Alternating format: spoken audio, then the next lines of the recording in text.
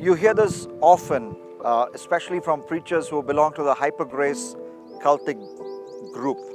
They say Old Testament is about law, New Testament is about grace. What does the Bible say? Is that scriptural? That sounds good to hear, but is that true?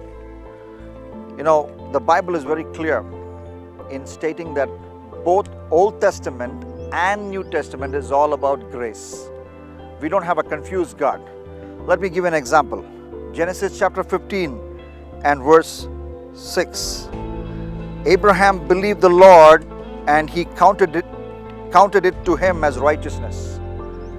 Basically, that passage is saying that all Abraham needed to do to be counted righteous, to be saved, to be born again in the Old Testament context is to believe God, to put his faith on the living God. Old Testament is about grace. Don't make a mistake. And then you come to the classic passage, Exodus chapter 20. Well, Exodus chapter 20 reminds you of the 10 commandments. You should not commit adultery, you should not murder, so on and so forth. But how does this passage begin? Exodus chapter 20, verse 1 says, "And God spoke all these words, saying, I am the Lord your God, who brought you out of the land of Egypt." God is telling them before he gave the 10 commandments that he was the one who graciously intervened and pulled them out of Egypt. Not because they were good, not because they behaved well.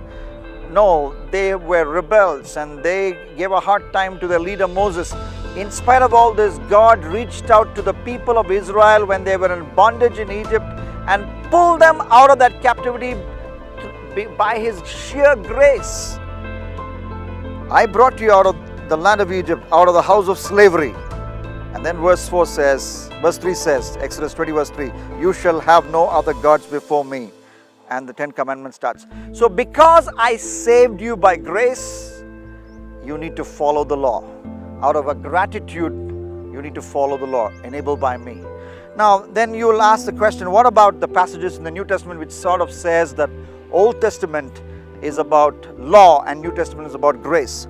Now, when the New Testament is talking about the law no longer applicable now. For example, let me read the passage, Hebrews 8:13. In speaking of the new covenant, he makes the first one obsolete. That's what the writer to the Hebrews says. The first one obsolete. So what does it mean? You read the entire book of Hebrews. What is obsolete is the ceremonial laws of the Old Testament.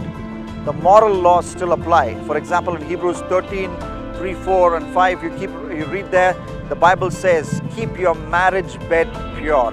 That is another way of repeating the 10 commandments, do not commit adultery. So the moral law still applies, the ceremonial law does not apply. So don't get confused. Both the Old Testament and the New Testament present a gracious God who saves us when we are still in sin and still in bondage.